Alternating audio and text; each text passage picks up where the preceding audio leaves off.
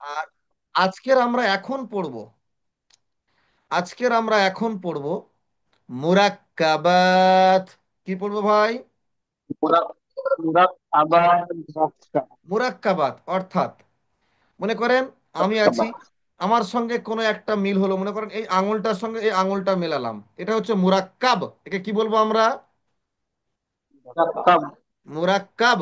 যদি অনেকগুলো মিলে যায়, দুটোর বেশি যদি হয়, তিনজন মিলে মিলেছে, চারজন মিলে মিলেছে, পাঁচজন মিলে মিলেছে, অনেকগুলো মিলে গেছে, তখন এদেরকে অনেকগুলো যখন হয়ে যাবে, অনেকগুলো মুরাক্কাব যখন জড়ো হয়ে যাবে, কি বললাম? অনেকগুলো মুরাক্কাব যখন জড়ো হয়ে যাবে তখন তার আমরা নাম দেব মুরাক্কাবাত। কি নাম দেব? কাবা। জি। তো নাম্বার আপনারা একশো বুঝতে হয়ে গেছে। পেরেছেন তো?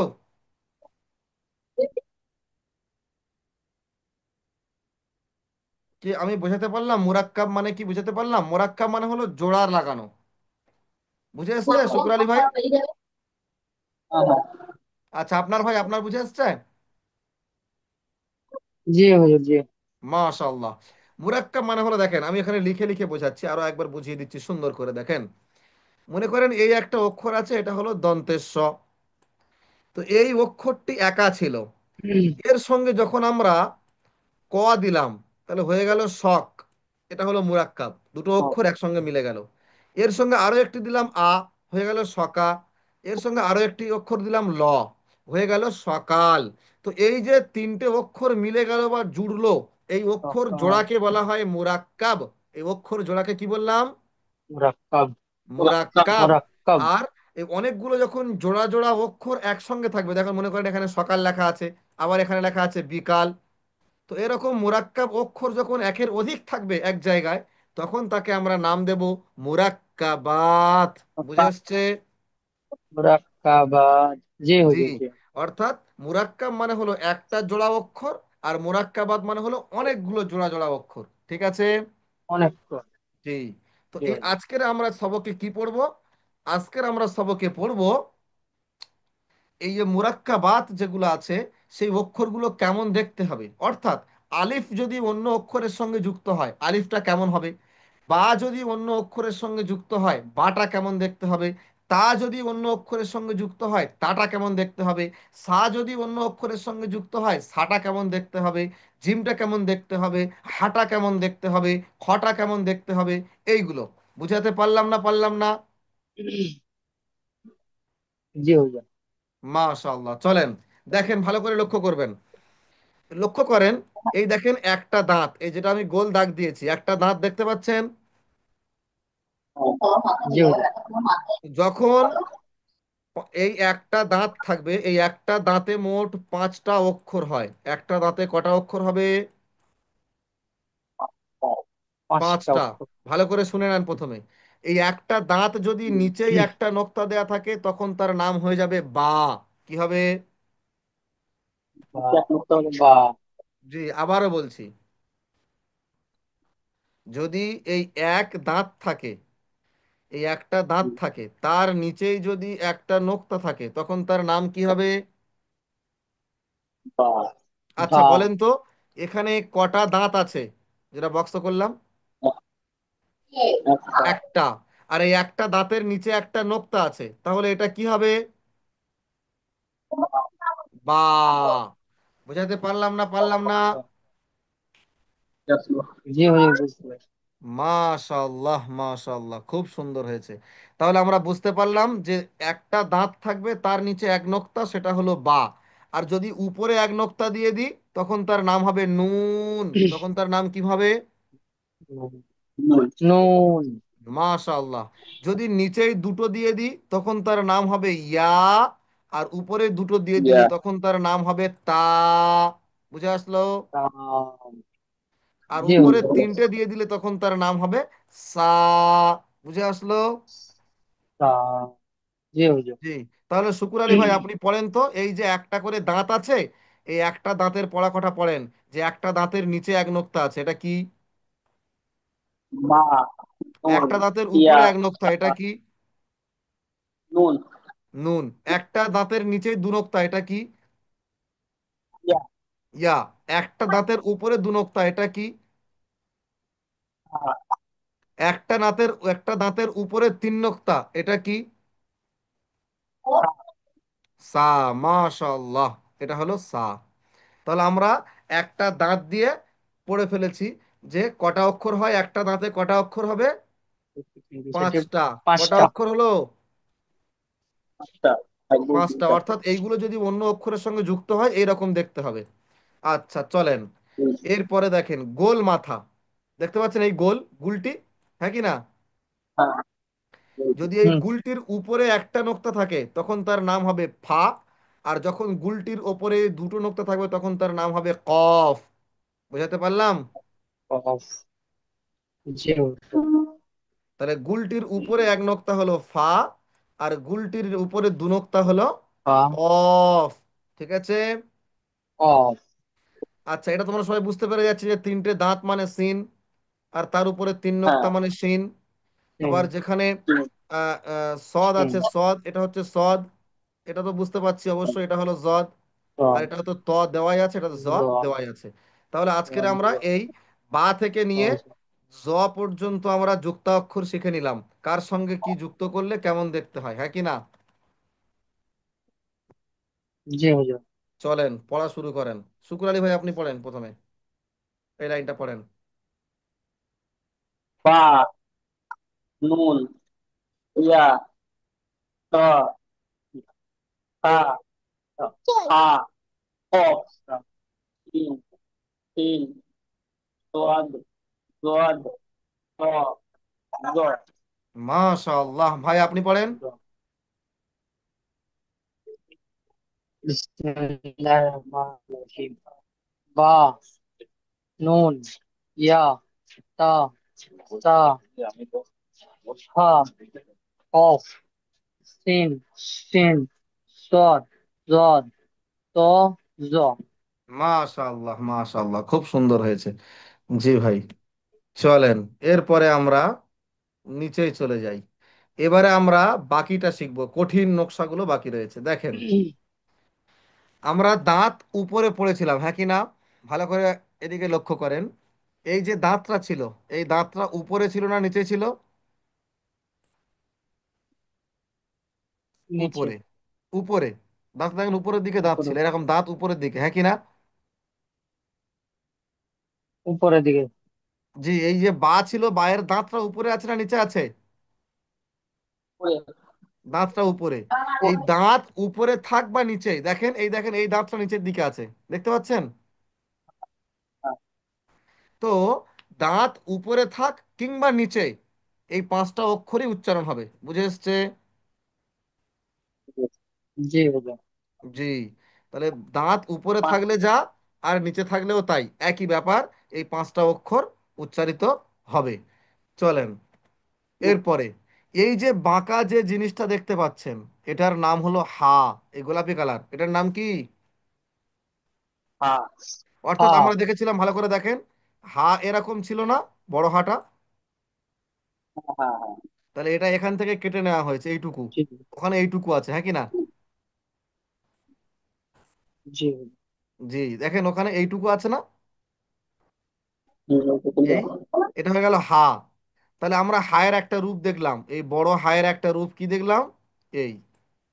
তো এই হা, যদি এই হায়ের উপরে নোক্তা দিই, যদি এই হায়ের, যদি আমরা এই হায়ের উপরে এখানে নোক্তা দিয়ে দিই, তাহলে এর নাম হয়ে যাবে খ।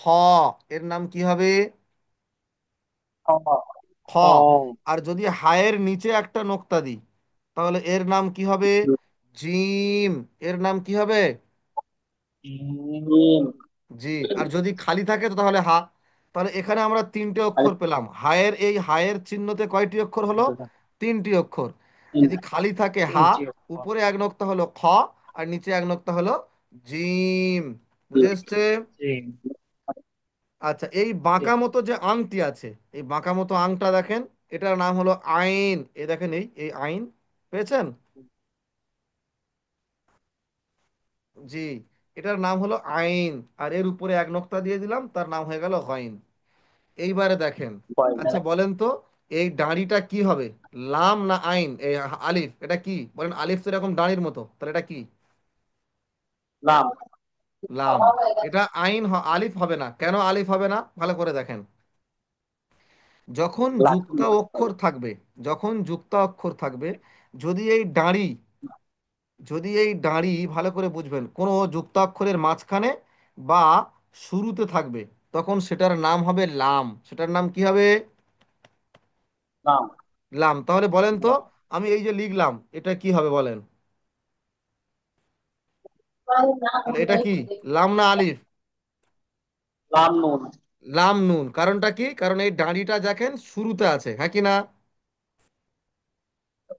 জি। জি। যদি শুরুতে থাকে তখন লাম। আচ্ছা, এটা কি হবে বলেন তো? মাঝখানে আছে দাঁড়ি, এটা কি হবে? লাম। এই নাম। দাঁড়িটা কি হবে? নাম। লাম। কারণটা কি? মাঝখানে আছে। তাহলে নাম। শুরুতে দাঁড়ি, এটাও লাম। মাঝখানে দাঁড়ি, এটাও লাম। তাহলে শুরু থেকে দাঁড়ি লাম, মাঝখানে দাঁড়ি লাম। যদি দাঁড়িটা শেষে থাকে, নাম।